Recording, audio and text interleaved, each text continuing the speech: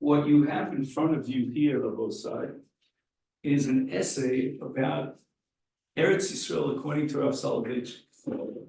And it's based on a sefer called Nefesh Harav. And you might want to jot that down. Oh, that's Jack, right? Oh, it's not real. That's not real, I'm sorry. Gabriel, what's your last name? How do you spell English, it? English.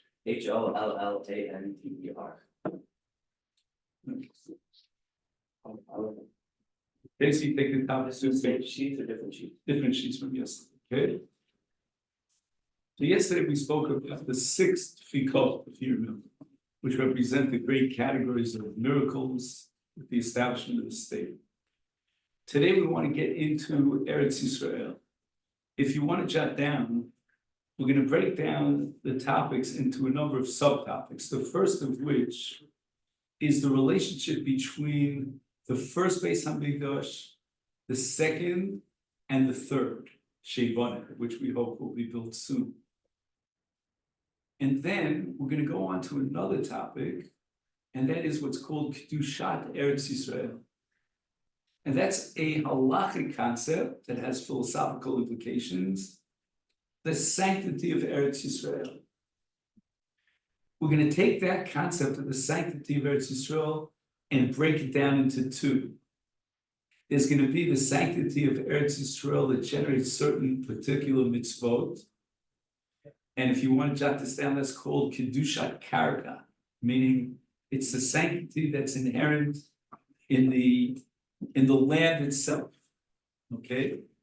There's another category, according to Rav Soloveitchik, of Kedushat Mikdash, in which Eretz Yisrael is seen as an expansion or an extension of the Beit HaMikdash.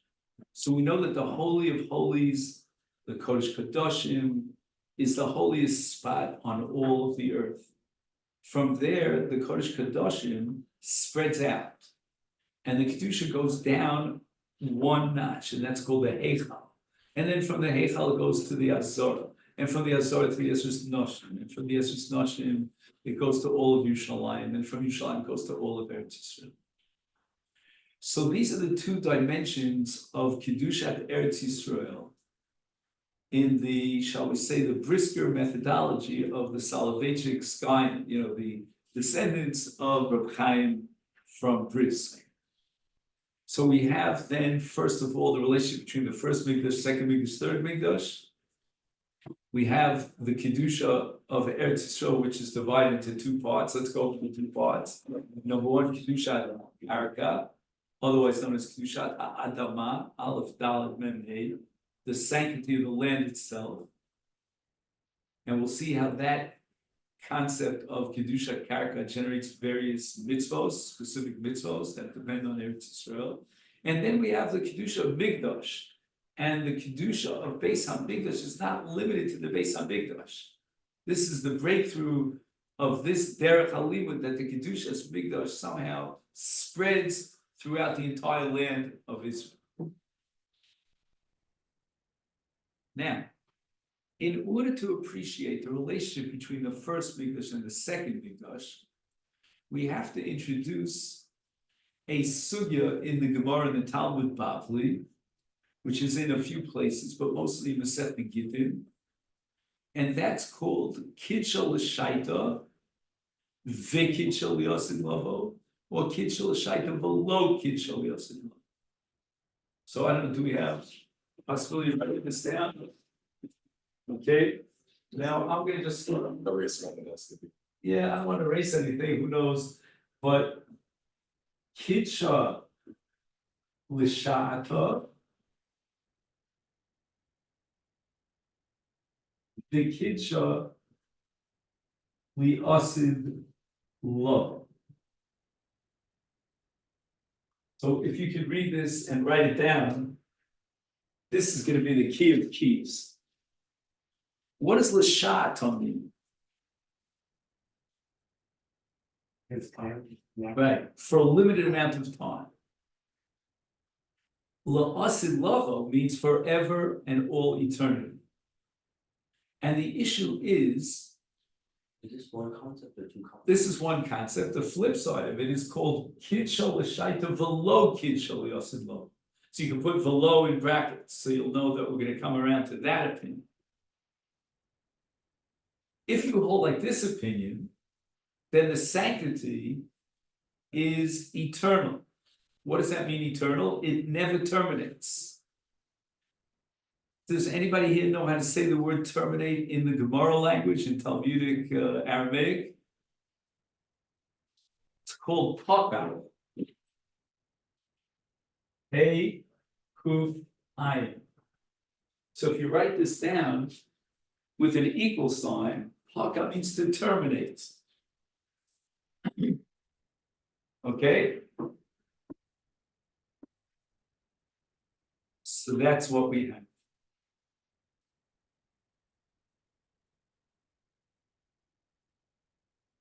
So what would you say if you had a sort of like a knee-jerk response to this question? Is the sanctity of the Beit HaMikdash, and for that matter, is the sanctity of Eretz Yisrael, eternal? Kitcha l'shaita v'kitcha liyasid lo, or v'lo kitcha liyasid. When was the first time that Eretz Yisrael was sanctified? Possibly by Avraham, but more likely, you have to fast forward in Jewish history a little bit to whom? Who's going to conquer the land of Israel? Yoshua. So although Avraham Avinu is one level of Eretz Yisrael, which we'll get to later in Mr. Shem, but right now, when we're talking about sanctifying the land of Israel, the job is effectuated by Yoshua. What does Yoshua do?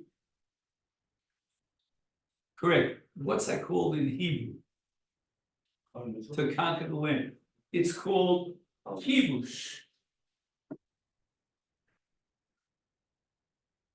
Are you familiar with that? You want to write that down? It's a key word. Yoshua conquers the land. Anybody know how long it took him to conquer the land? Excellent. Beautiful. Bill, you're okay. 7 years plus. And then he divvies up the land. That takes another 7 years. The kibush of Yoshua sanctifies the land of Israel. But what happens whenever you have a military conquest? What's the flip side? The downside? No. The downside is that you can have another kibush which nullifies the first kibush. And who's going to accomplish that goal? To nullify the kibush of Yoshua. A very bad, evil man by the name of Nebuchadnezzar. Okay then? So here we have a great controversy. What happens when the armies of the Babylonian troops defeat the Jewish armies and conquer the land? And at that point, the kibush knocks off the kibush. And the sanctity of Eretz Yisrael goes down the tubes. Because what sanctified the land of Eretz Yisrael?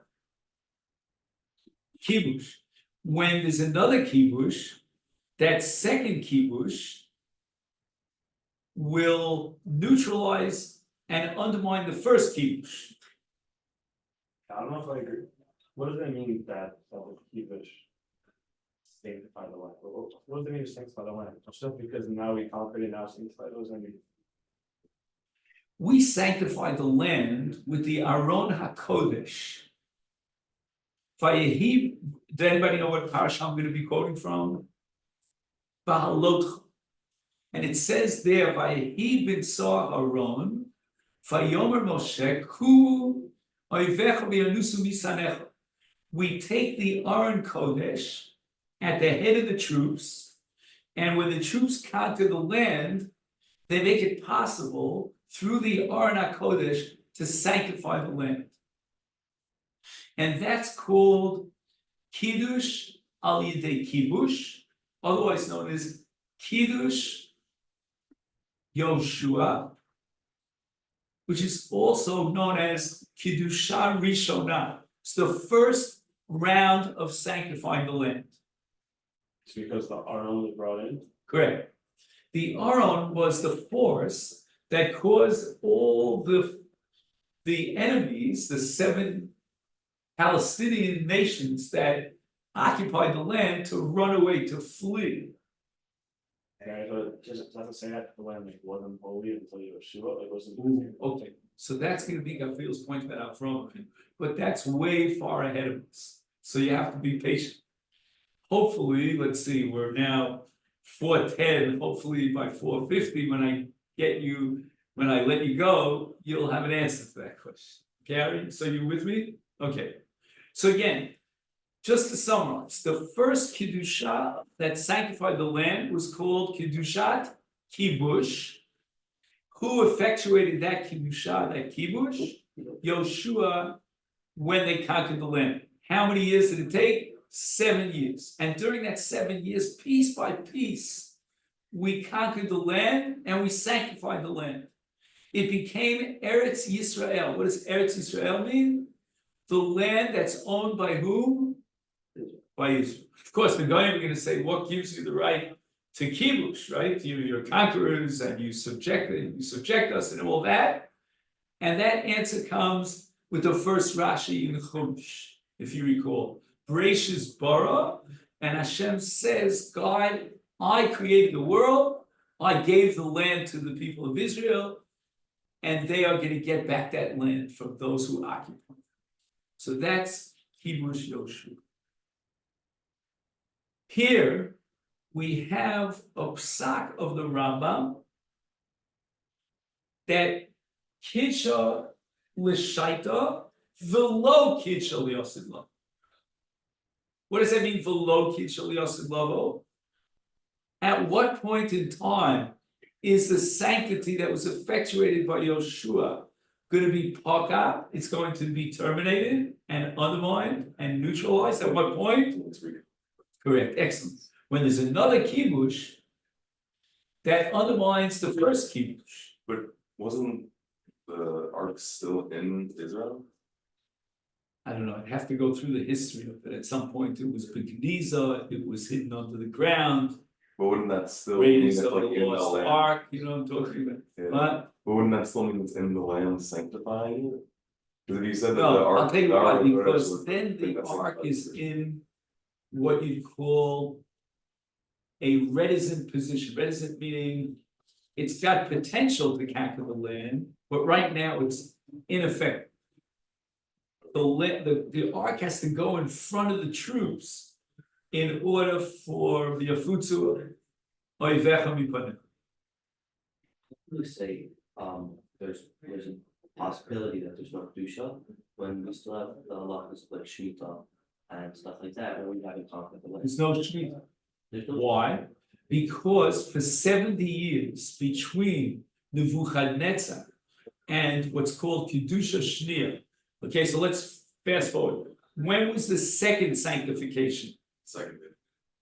What do you say? Second. Ezra and Nehemiah, Zerubbabel. Ezra. Excellent. But they didn't have the, We'll get to Beis HaMikdash in just a second, but just they didn't have the Aron. That's what Nehemiah. correct. So there's got to be a different kiddush, a different process to effectuate the sanctity. It cannot be kiddush because there was no kiddush. Nowadays, do we have a clear shmita? Well, one second. That's going to depend on whether the second kiddush is kidsha l'shaita v'kidsha liyasid lavo or kidsha l'shaita v'lo kidsha liyasid lavo.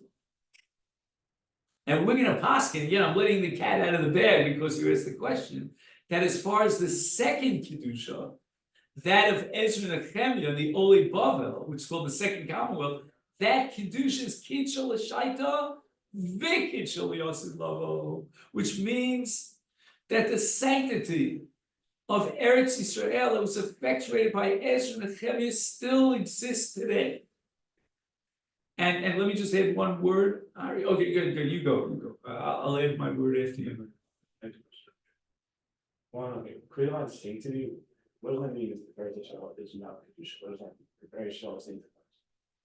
So therefore, there's gonna be Shemitah, there's gonna be Yovel, there's gonna be Leket Shikah, there's gonna be Meiser and Truma, and Meiser Sheni and Meiser Ani, and so forth and so on. There's a whole slew, a long list of mitzvos hatluyos ba'aretz. What does that mean, mitzvos hatluyos ba'aretz? They only apply in the land of Israel, but we're gonna add another word. Write this down. Mitzvos hatluyos b'kiddushas Eretz Yisrael. Only when it's sanctified?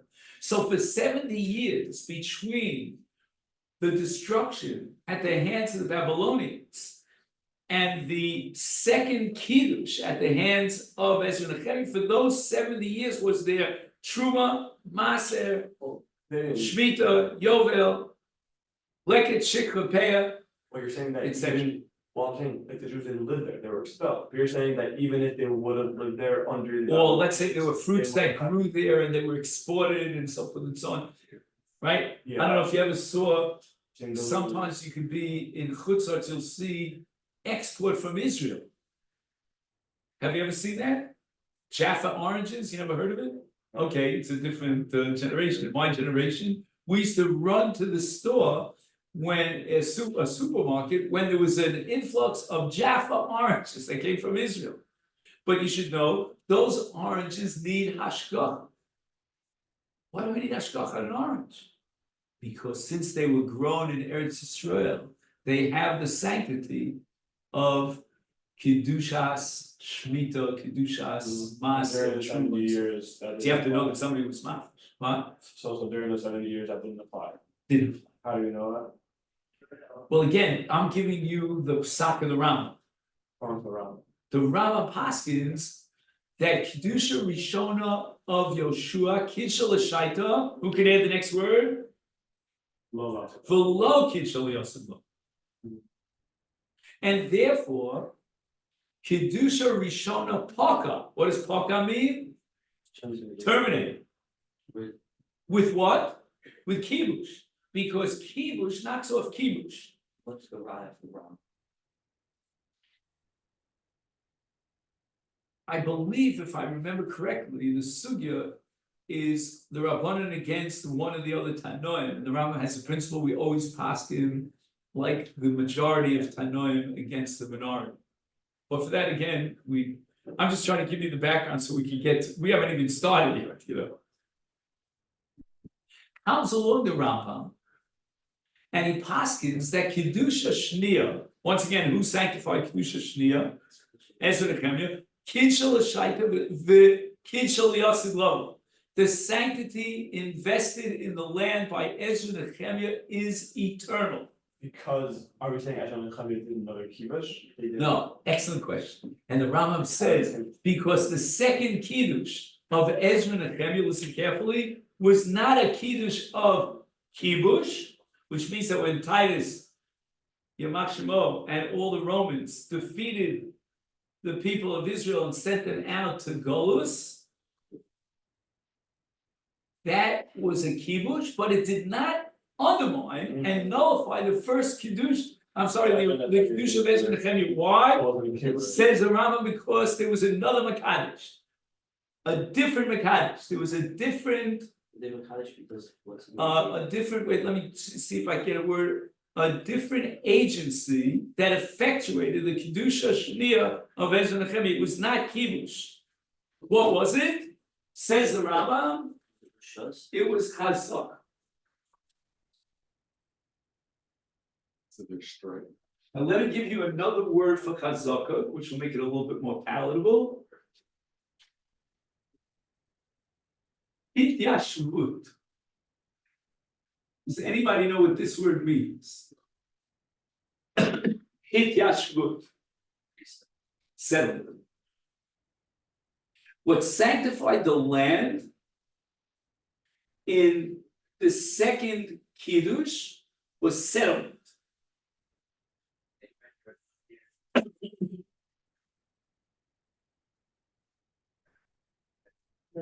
Awful lineup considering that very few percentage of the Jews came back.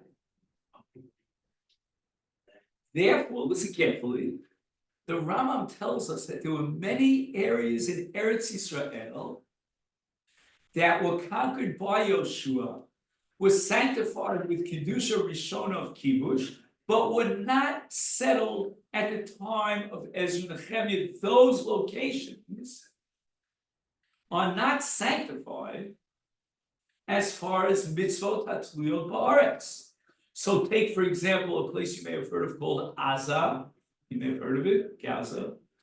And if you grow fruits in Gaza, again, I'm not getting into this, a very big machlokas, but many shittas hold that that area, although conquered on the first kiddush, was never settled at the time of Ezra Nehemiah, and therefore there was no kiddush for Truvos and Maasros. So I could, or Shmias, let's take for example Shemitah. You should know that even to this day, you can get a hechsher for non-Shemitah, it's called, in fruits that are grown by Jews in certain parts of the land. Like, for example, Eilat, for example. What is a shachar? Do you guys go to Eilat? Never went to Eilat. Let's see. You've been to Eilat. Okay, Ari's been to Eilat. We went to yeshiva. Yeah. Does Eilat have the sanctity of Eretz Yisrael? I'll tell you a secret. During the time of Ezra and Nehemiah, they didn't go that far south. Maybe they got to Beersheba, but not much further south than Beersheba. So what was the second They kiddush? didn't go that far. What was the second kiddush on both sides? Only. Chazaka, Hidyashvut. Was there a second kiddush south of Beersheba? What's the answer? No. Which was the first one that burned down? Yeah, Yoshua Kaki, great, again, we're going into so many different issues.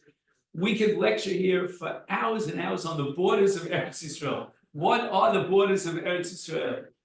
That's not going to be our subject for today. Why? Because we want to talk about something else.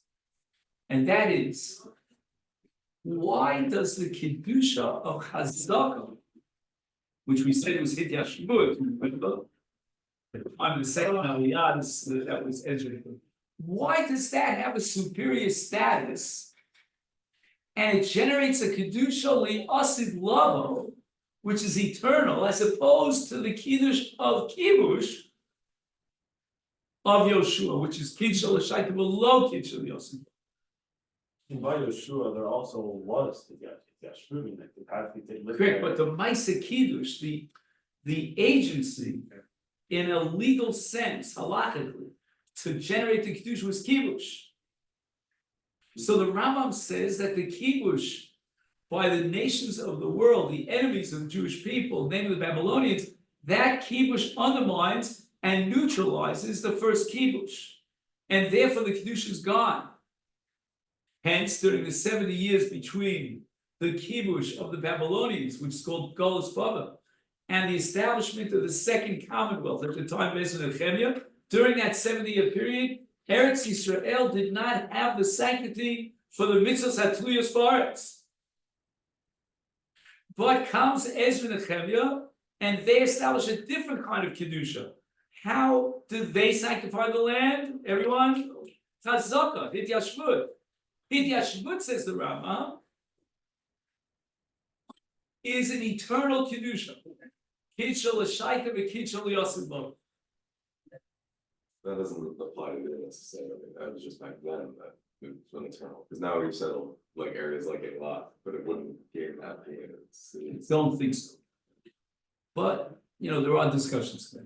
When were you saying that the second, not the second Kiddush, the second Shtar, when that end?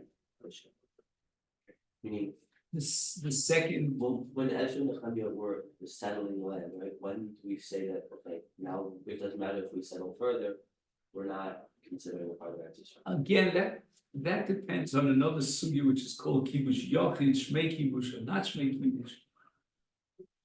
These are very complicated sugyas. What we're learning now in 5 minutes are the Yisodas of Zerayim, of all the laws that apply to the land. So we're just sort of touching the tip of the iceberg. But again, I'm gonna ask my question and see if you can come up with an answer. Why is it that the second Kiddush, which is called what? Chazaka, is Kidshal Shaita, but Kidshal Yasid Lo?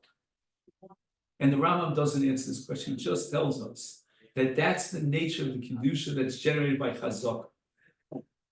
Comes along Rav Soloveitchik, 1,000 years after the Rambam, to reveal the secret of why the second Kiddush, namely that of Chazaka, is Kidshal Shaita and Kidshal Yasid Lo. Why is it superior to the first Kiddush, namely at the hands of Yoshua through Kibush? So we said that Yoshua's Kiddusha was Kibush, and a second Kibush cancels the first Kiddusha. Who was the second Kibush? Meaning the Kibush against Yoshua? That was the Babylonians. However, in the case of Ezra and Nehemiah, the Kiddusha was not engendered, was not generated by Kibush. It was generated by Chazak. Somehow, magically, the power of Chazaka is that much greater than the power of Kibush. And Rav Soloveitchik asks why. And listen to his answer. It all depends on the Beis HaMikdash.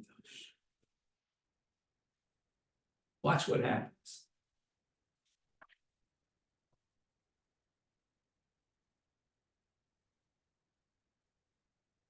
Who sanctified the Beis HaMikdash? First one. Shlomo, excellent. That itself is complicated because David did something and then Shlomo finished the job. But we're not getting into that again. Another couple of hours of lecture on that. When Shlomo sanctified the Beis HaMikdash, the Gemara says, Kuli alma lo pligi. Anybody know what that means in Talmudic language? Kuli alma lo pligi? No one questions. There's no debate about the following: that Kedushas Migdash is Kidshal Shaita Vikidshal Yasid Lo. The sanctity engendered by Shlomo Melech when he built the Beis HaMikdash is an eternal sanctity that'll never ever be terminated. So if we would establish the state of Israel in Uganda, which was an idea of Herzl, and we would build some sort of a temple there, would that temple have any sanctity? Zero, zippa. Once Shlomo Melech sanctified the Beit HaMikdash, there could never ever be another Beit HaMikdash anywhere in the face of the earth. And even after the destruction of the Beit HaMikdash, get this, the Mikdash is still Kadosh. Where is it? It went up in smoke. So that's called Makom HaMikdash. And the Makom HaMikdash is Kadosh. You may know on the side, again, there's another few hours of lecture. There's a tremendous controversy about whether today you're allowed to go onto the Har Bayis. Yeah. And those who are opposed to it, it's based on this halacha that Kidshal Shaita v'Kidshal Yasid Lo, that the sanctity of the Makom HaMikdash is an eternal sanctity. And I don't know if you're allowed to go on to the Makom HaMikdash. I, for one, try to avoid it like the plague. But there are those who are makil who have some sort of, I don't know, tradition, whatever it is.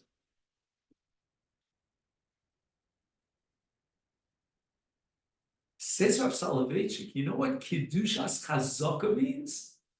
Kedushas Chazaka means that the moment that Ezra and Nehemiah built the second Beis HaMikdash, the Kedusha of Eretz Yisrael was engendered by the Beit HaMikdash. The Beit HaMikdash has a sanctity that spreads, that expands. That's called hitpashtut in Hebrew. It expands and expands and expands to to cover the entire Eretz Yisrael, wherever the Jews were settled. And because the Kedusha of Chazaka is engendered by what? By Beit HaMikdash, and because Beit HaMikdash is Kitshel L'Shaita, the Kitshel L'Asalovo, therefore Eretz Yisrael through Chazaka of Ezra and Nehemiah is Kitshel L'Shaita, the Kitshel L'Asalovo. Why did they apply the first time? The first time it was a Kedusha of Kibush, they didn't go for the Beis HaMikdash. It took a long time from Yoshua till Shlomo Melech, hundreds of years until they built the Beit HaMikdash. At that point, there was only one agent to effectuate the Kiddush of Eretz. What was that? Kibush. Oh, if the agent was Kibush, says Rav Soloveitchik, comes the Kibush of Bavel and undermines and neutralizes the Kibush of Yoshua. Hence, the Kedusha is gone. But if we could engender a Kedusha in Eretz Yisrael that begins with the epicenter. What's the epicenter? From which the Kedusha spreads, namely the Beit HaMikdash, then Kitshel L'Shaita v'Kitshel L'Asalovo, to the same extent that the Makom of the Beis HaMikdash is sanctified for all eternity, so too Eretz Yisrael, when the Jews settle. And as they settle around Yerushalayim and expand more and more, the settlement of Ezra and Nehemiah began in the area around Yerushalayim, around the Beit HaMikdash. They moved to the periphery, the radius expanded, the circumference expanded, and the Kedusha of Beit HaMikdash expanded to all of Eretz Yisrael that was settled by the Jewish nation. Whether or not today we could settle the land, that's a tremendous controversy called Kibush Yochid, whether Kibush Yochid, Shmei Kibush, or Glav Shmei Kibush. Another couple of hours of lecture now for now. How many people here, I mean, we're only a small group, have a little bit of a grasp of the general structure of what's going on here? So if you ask me today, would Truma Umaiser be D'Oraisa today in the land of Israel? Theoretically, the answer should be yes. There may be technical reasons, because there's a drasha in Chazal that for Truma you need Rov Yoshvei Olem, which means it's not enough if a fraction of the people of Israel settle the land. You need most of the Jewish people on the face of the earth. And I think we've reached that point. I'm not sure, but I think there are 8 million Jews here in Eretz Yisrael. Total population about 9 million, but I think 8 out of 9 are Jewish. Maybe I'm off by a few numbers. I'm sure I am. But there aren't 16 million Jews on the face there. So it's probably Truma D'Oraisa Bisman Hazeh. It would only be the rest of the places where the Jews live in the second village, right? I mean, Where they settled they settled. during the time, again, either, That's only 42,000 Jews, no? So I'm saying. okay, so 42,000 Jews came with Ezra and Nehemiah to settle the land. Oh, we're saying the full 420 years of Vision of Zecharya. Yeah, And that ends up being probably most of the areas. Yeah. Like Austin, yeah. Like Haifa, the Jews living in Haifa, saying Vision of Zecharya. I don't know. Yeah, this is But it's not. if you really wanted to answer that question, you would take out the Encyclopedia Talmud did and look up an essay called Eretz Yisrael. It's got pictures and maps and where they settled and borders. It's only about 40 pages long. It should take you about 5 minutes to go through. Just kidding. Why do we say that the Kedusha of second base English is high enough? Mostly Is what enough? it's good enough. Good enough? To use as a cycle. We didn't have Caleb. It wasn't a proper English. We never menorah. It was a fake menorah. We didn't have the our own. Okay. So that's what we're going to learn now. Now, here's the question. Do you want to go through this word for word inside? Or for the sake of, the time limitations, maybe I would just highlight certain things. I don't know, in your photocopy, did the underline come in? Yeah? Yeah. Okay. What we want to do now is introduce a revolutionary idea that comes from Reb Chaim. Who knows which Reb Chaim I have in mind? What was his last name? Soloveitchik, otherwise known as the Graf of Brisk, who is my Rebbe's grandfather. And he tries to unlock a mystery in Tanakh from a halachic perspective that was never revealed until his day. And this is the book of Zechariah. Have you heard of Zechariah Novi? In Zechariah Novi, which we read on Hanukkah, Shabbos Hanukkah, is the Haftorah of Shabbos Hanukkah. We also read on in Parshas Balos, so sometimes we read it twice a year. Zechariah Novi describes a give and take, a discussion back and forth between a Malach in the Nevuah of the Zechariah and the Navi himself. What does the vision of Zechariah look like? And it says the following.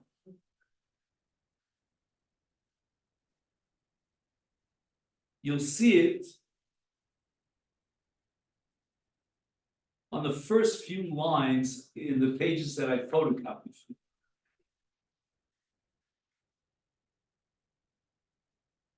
Zechariah sees a menorah made of gold. Now let's keep in mind that Zechariah is before Ezra and Nehemiah. So Zechariah predates the second Beis, the building of the second Beis HaMikdash. He lives in that period after the Churban, the destruction at the hands of the Babylonians of the first Beis HaMikdash, before the building of the second Beis HaMikdash. And he's shown a vision, like every Navi has a vision, and in his vision he sees a menorah. The menorah is made of what? Of gold. And he sees that there are two branches from an olive tree, one on the right and one on the left, and the juice, how shall I say, the oil of these two olive branches is dripping down. No one is actually squeezing these olives, but the oil is coming down. And that's called Vasesim on the second line, Noflim Me'alim, Mina Eitzim El Ha-Sentorot. So basically, this menorah is being filled with oil without any human intervention by these two eitzim. So the Navi says to the Malach, who's showing him this vision, Ma Ela Adoni. Do you want to underline those words? I didn't underline them. Ma Ela Adoni at the end of the fourth line. Have you found that? There's no pencil here that works, unfortunately. Ma Ela Adoni. Now, yeah, I'll give it right back to you.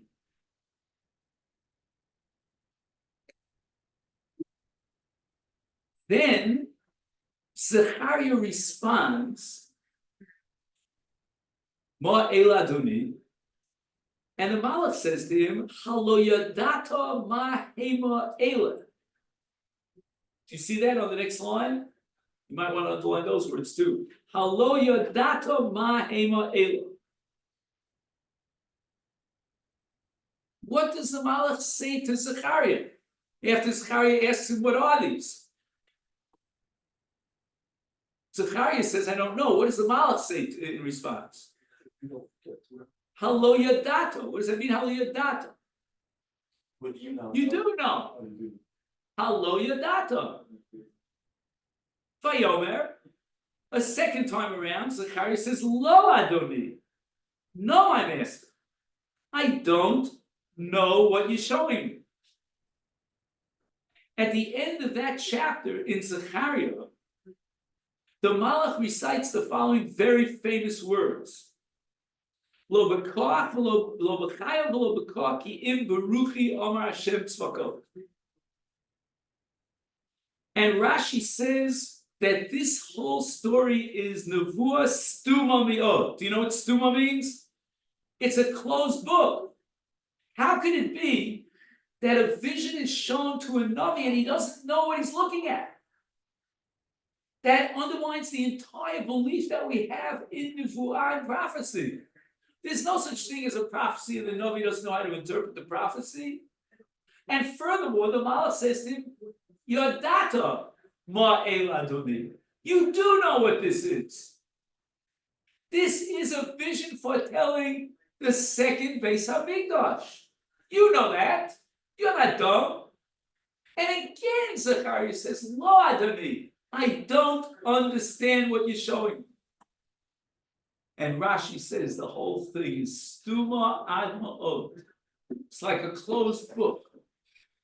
And the final words of the Malach to Zechariah is Lo b'koach lo b'chayil. Not with force and not with enemies.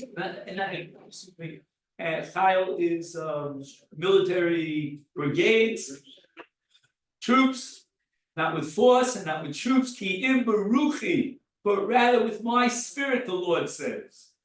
We'll get back to the Mikdash. I think that was already. So here we have an amazing chiddush, which is mostly built on Reb Chaim, but also comes from Rav Soloveitchik.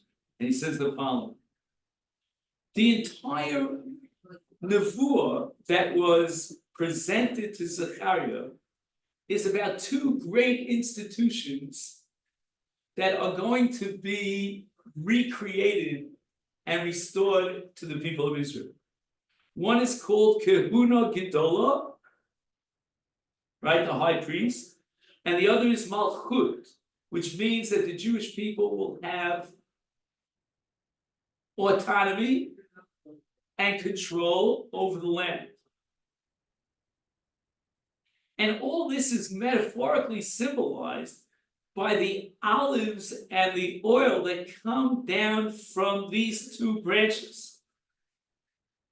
And all of this has to do with the fact that we'll be able to bring karbanot and we'll be able to light the menorah and do all the avodah in the second Beis HaMikdash.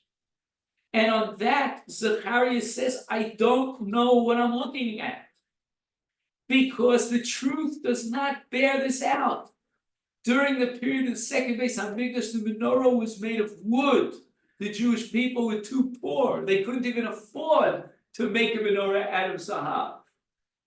The Malchus, the control over Israel, began almost halfway through the period of the second Beis. At the time of whom?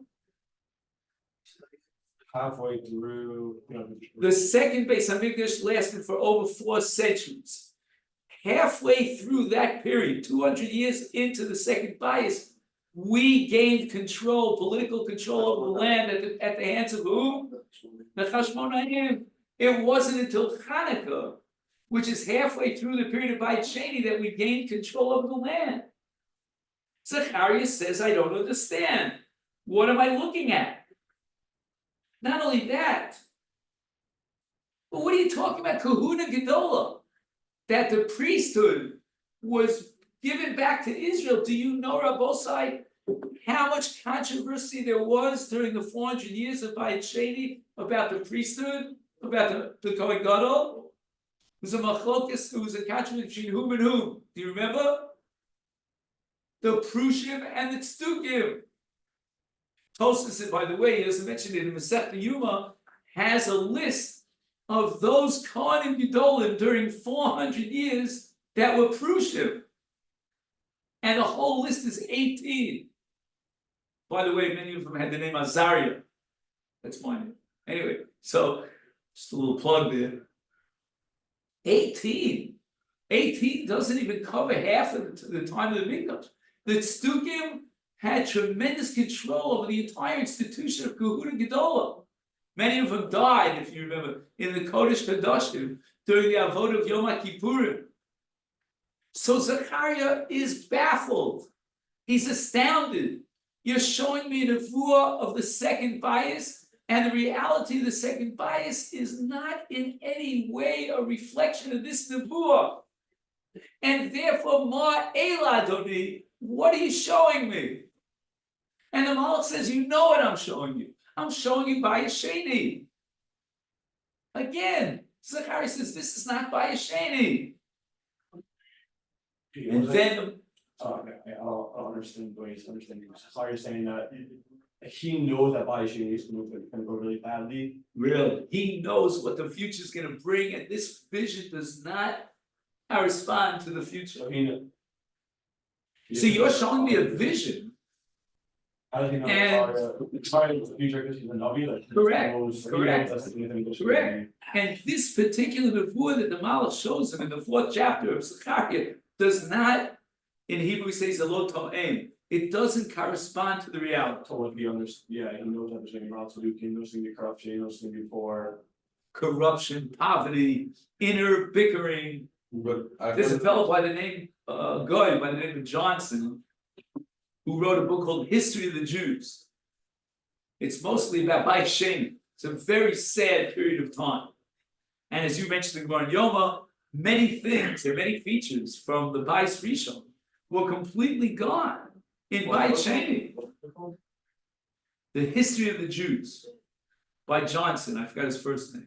He goes to like between second. Yeah, and he says it like it is. There was so many splinter groups. There was so much Yeah. controversy. It was a horrible period in Jewish history.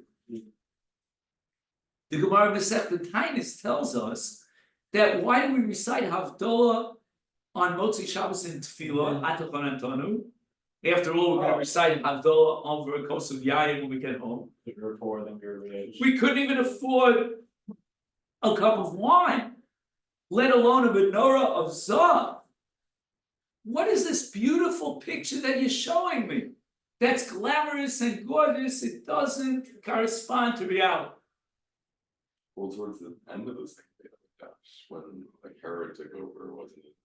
Didn't we get a lot of like nicer things or something? Yeah, but we're still missing a lot of the miracles of the first mikvah. Well, right, we didn't have any of the miracles, but like, at least externally, it looked like, Maybe we had by then good didn't have, construction. by then I didn't we don't have a know. golden menorah? Maybe Because could the be, but Romans again, sold, the Romans. this- Well, then This- there's two parts of the nevuah. I mean, because even if you want to say that he has the gold, the other part of the nevuah is the oil going in from the branches, which is what you have. Meaning, oh, But that's that this nevuah, by the way, But that was is meant to take into effect 70 years after the destruction of the first mikdash. We're not going to wait 4 centuries until Herod.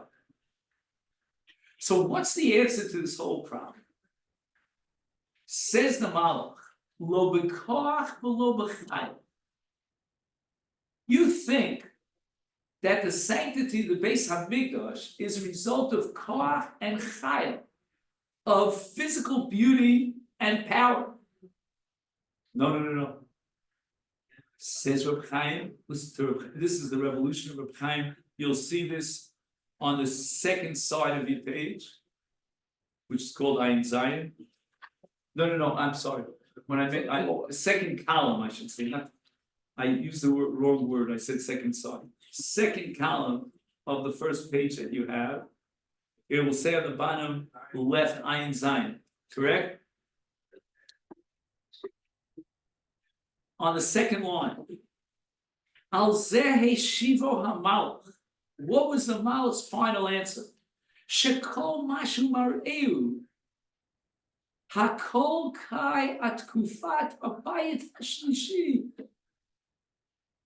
The vision that I'm showing you, says the Malach to Zechariah, is not the vision of the second Beis HaMikdash, but rather the third Beis HaMikdash.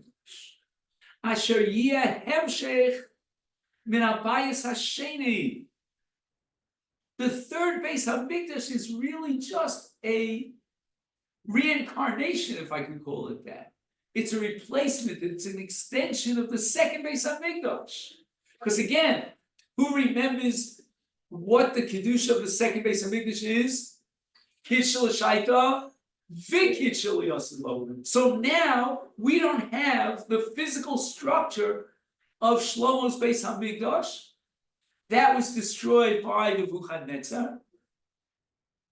And even the second structure, which was erected at the time of Ezra and Nehemiah, even that structure will eventually be burnt to a crisp by Titus and the Romans. But it doesn't matter. The Kedusha is eternal. It's Kidshel L'Shaita v'Kidshel Yosef Lavo.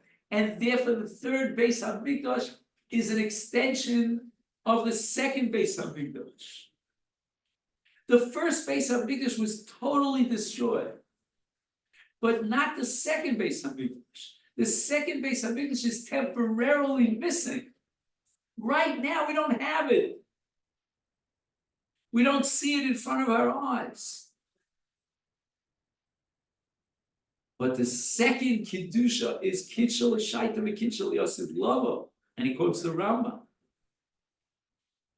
You see where he says, again, it's hard for me to tell you every second that, what line I'm up to, so maybe if you follow with your eyes, it's about 10 lines down. The Kedusha Rishona Shal Yidei Yoshua Haita Al Yidei Kibush. You see those words? Ubeba Nebuchadnezzar Vehichri B'Skol HaMedina Nispatel HaMikdash HaMakadesh, Shal Kibush. And Nispatel Kol HaKedusha. Nebuchadnezzar completely eradicated all the kedusha. Masha ein kein kedushas hamikdash, shelo hoisa tluya b'kibush. What sanctifies the Beis Hamikdash? It's the ruach of Hashem. It's the Shekhinah. It's the divine presence, and that has an entity, a life of its own. And even during the period. Are you able to see it inside? You were asking this question, that's why I'm pointing to that. Even during the period of 70 years of Golus Babel between the Churban Bais Rishon and the Golus at the hands of Nebuchadnezzar and the Commonwealth of Ezra and Nehemiah, those 70 years,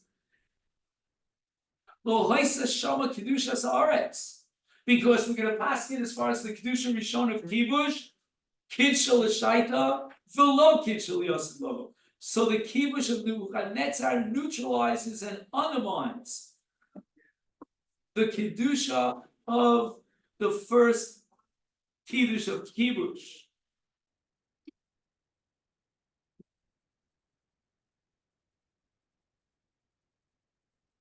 But Adayin Haisa Kedushas Migdash, even during the 70-year period after the first Churban, before the building of the second Mikdash, there was a Kedushas Mikdash, because Kedushas Mikdash is Kidshel L'Shaita, V'Kidshel Yosef Lavo,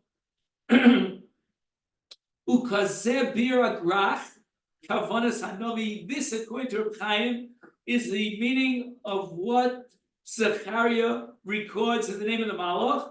Lo b'chayav v'lo b'koch ki im beruchi.